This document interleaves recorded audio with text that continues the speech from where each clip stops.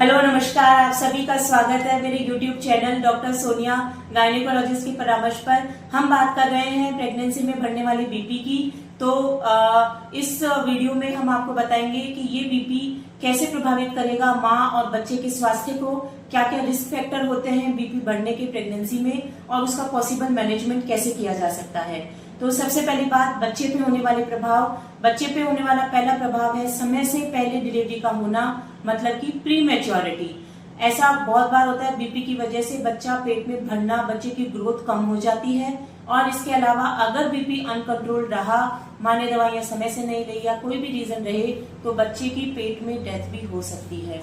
अब माँ पे होने वाले प्रभाव, माँ पर बढ़ा हुआ बीपी माँ के जिस भी रक्त वाहिकाओं को या फिर जिस भी अंग को प्रभावित करेगा, वहीं पर उसके असर आने शुरू हो जाएंगे। जैसे कि अगर लंग्स पे इफेक्ट हुआ तो फेफड़ों में पानी भरना स्टार्ट हो जाएगा। अगर दिमाग के ऊपर बहुत ज्यादा इफेक्ट पड़ा तो ब्रेन हेमरेज जैसी संभावना हो सकती है, दौरे फिट्स पड़ सकते हैं। इसके अलावा आंखों पर अगर इफेक्ट पड़ा तो रोशनी कम हो सकती है। गुर्दों पे असर पड़ा तो किडनियां काम करना कम कर सकती हैं। और इसके अलावा प्रोटीन भी निकल कर आना शुरू हो जाएगा यूरिन में, जिसे कि प्रोटीन यूरिया भी कहते हैं। इसके अलावा माँ में अत्यधिक ब्लीडिंग चालू हो सकती है, जिसे कि एपीएच कहते हैं, जिसमें माँ और बच्चे को दोनों को खतरा हो सकता है। इसके अलावा ऑपरेशन की संभावनाएं भी बढ़ जाती हैं। अब माँ पे होने वाले दूरगामी प्रभाव, दूरगामी प्रभाव में माँ में ये बीपी डिलीवरी के बाद भी रह सकता है और जिस भी अंग पे जो प्रभाव पड़े हैं, हो सकता है कि वो प्रभाव डिलीवरी के बाद भी रिजिडुअल रह जाएं। इसके अलावा अब बीपी बढ़ने के रिस्क फैक्टर क्या है, कि कौन कौन सी ऐसी कंडीशन है जिससे हम बता सकते हैं, प्रिडिक्ट कर सकते हैं कि प्रेगनेंसी में बीपी बढ़ेगा। तो सबसे पहली बात है एज की। अगर आपकी उम्र कम है या फिर कि 35 साल से ज्यादा है तो आप रिस्क पर हो बीपी बढ़ने की।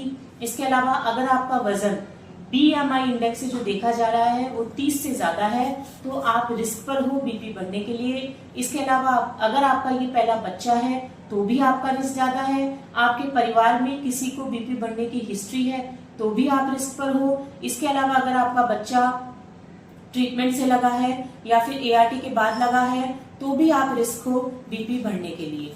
तो अब इसका पॉसिबल ट्रीटमेंट और मैनेजमेंट क्या है। तो सबसे पहला आपको सॉल्ट रेस्ट्रिक्शन करना चाहिए, हो सके उतना कम तेल की चीजें खाइए, चिकनाई की चीजें बिल्कुल कम किया कर दीजिए। इसके अलावा डॉक्टर आपको जो भी मेडिसिन प्रिस्क्राइब कर रहे हैं बीपी की गोली के लिए, बीपी को कम करने के लिए, आप उसको बिल्कुल समय से लीजिए, स्किप मत कीजिए। इसके अलावा डॉक्टर खून के प्रवाह बच्चे की तरफ अच्छा रहे उसके लिए एस्पिरिन की दवाइयां भी चालू कर सकते हैं। और अगर आपकी प्रेगनेंसी 37 हफ्ते से ज्यादा है तो हो सकता है कि आपकी डिलीवरी भी प्लान कर ले, आपके डॉक्टर डिलीवरी भी प्लान करें। आप डिलीवरी के बाद भी आपको अपना वेट मेंटेन करना चाहिए, हेल्दी लाइफस्टाइल फॉलो करनी है और अगर बीपी ज्यादा है तो बीपी की दवाइयां भी लेनी है। Thank you.